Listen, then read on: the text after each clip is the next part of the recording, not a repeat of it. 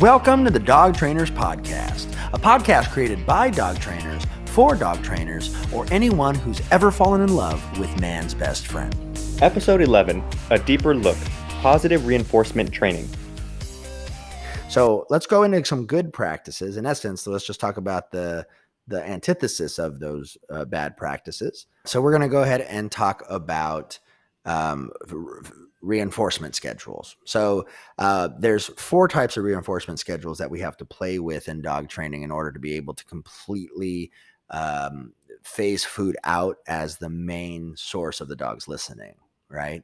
So for example, there's fixed ratio and variable ratio. The word fixed just means that it's the same every single time, and variable means that it fluctuates in quantity or number every single time, right? So for example, an example for that would be every position change or every command my dog does, he gets 1 treat, or every command that he gets is 2 treats, right? So this is called a fixed ratio. A variable ratio would look like this. Every command my dog might get 1 treat. Then the second one, my dog might get 4 treats. Then the third one, my dog might get 6 treats. Then my dog might get no treats on the next one, right? So those are variable ratios. Okay.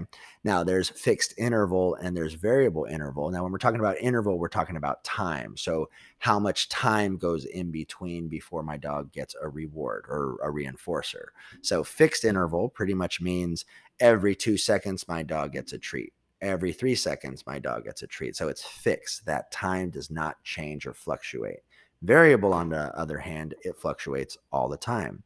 I might treat my dog after 3 seconds of staying, then I wait 10 seconds to stay, then I treat the dog at 7 seconds of staying, then I treat the dogs at 15 seconds of staying. So variable interval is how, in essence, we can develop endurance and in essence, I like to call it the faith rule. The dog develops faith that he might get food if he waits long enough, right? So these are the 4 ways that we do it.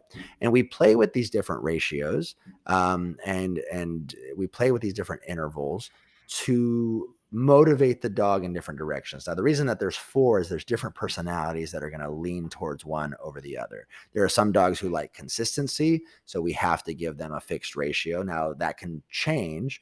The dog can get a treat.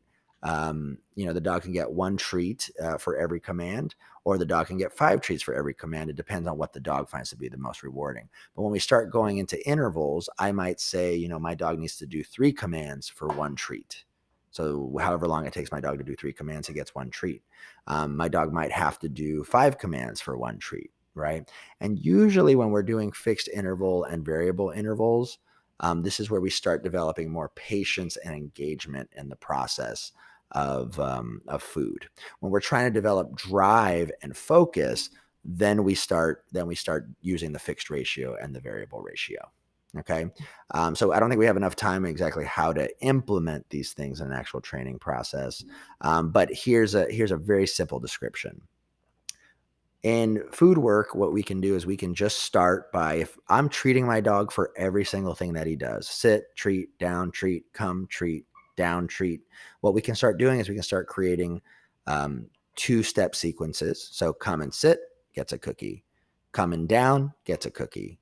Sit and down, gets a cookie. So 2 steps gets a cookie. Then what we can do is we can turn that into 3. So then we can go 1, come to me, sit down, now lay down. That gets a treat. Then we can say, come to me, lay down, sit down, and then lay down again, right? And get a treat, right? So the idea is we start asking the dog to do more things for less rewards, right?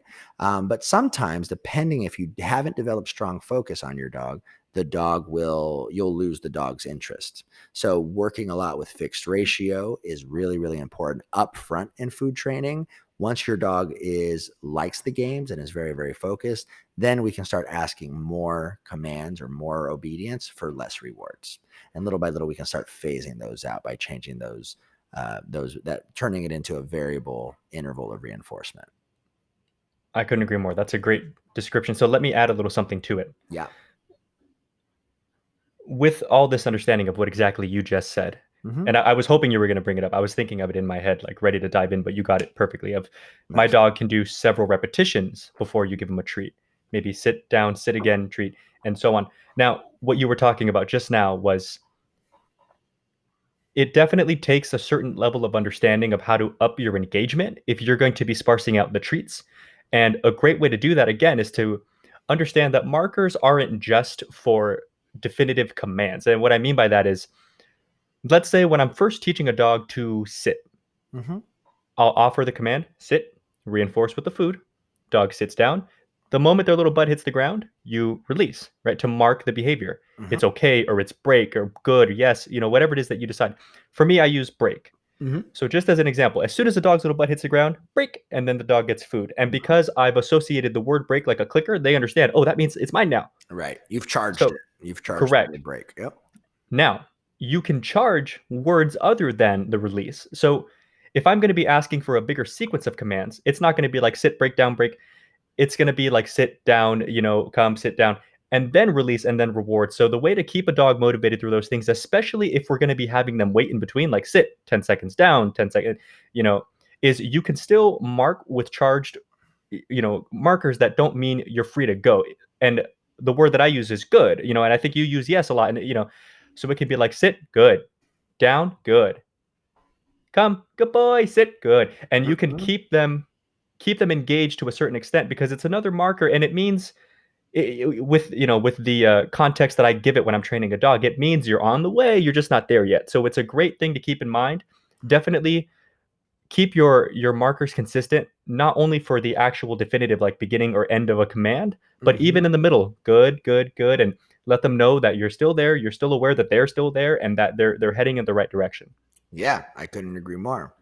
I couldn't agree more. Um, for those of you guys who are interested in learning a little bit more about marker trainings in essence can start replacing the need for treats, as Mariano is leading to. So, Mm-hmm.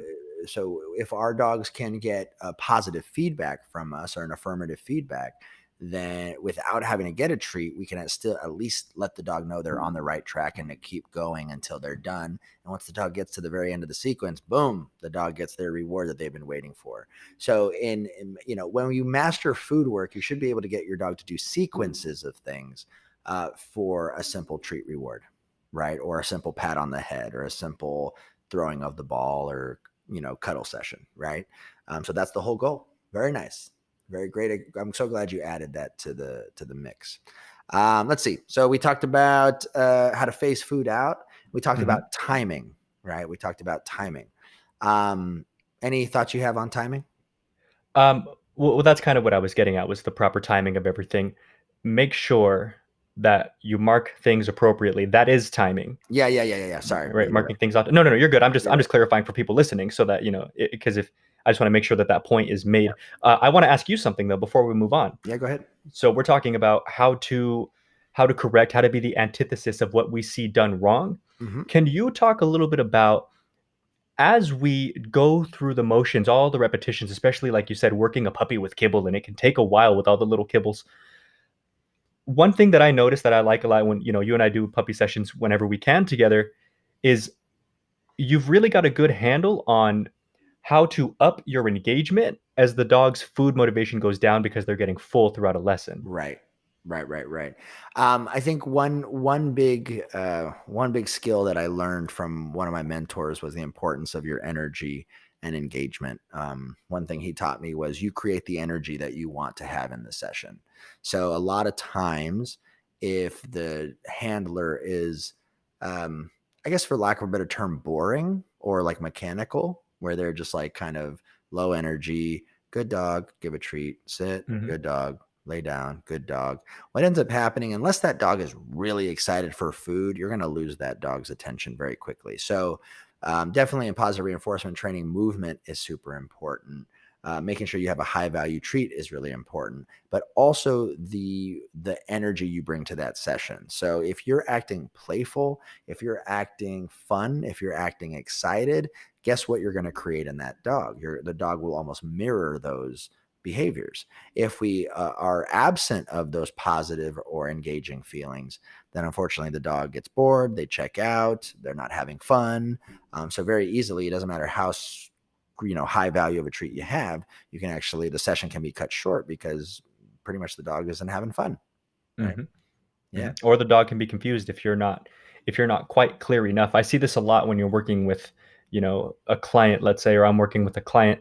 Mhm. They're bringing energy, and I like it. I like the energy that I see. Mhm. But maybe they're working, let's say, a sit, and they're doing small things wrong. The food's a little too far from the dog, or they move too fast, and so the food's just kind of gone. Mhm. In those little circumstances, I've seen dogs that will work for food, but they're only like motivated to a point. So if it's not right here, that you won't Yeah. get the smooth reps out of them. Yeah. So sometimes just fixing those tiny little things in your training will really allow you to get those extra few reps out of a dog, which over the course of a training program, if you're bored in training, I mean, we're talking a significant amount of repetitions and a significant amount of rewards and Yep. deeper understanding overall. And I think it's just important to keep that in mind. Yeah. Yeah. Yeah. 100%. Thank you for listening to the Dog Trainers Podcast, a podcast created by dog trainers for dog trainers or anyone who's ever fallen in love with man's best friend. We'll see you next time.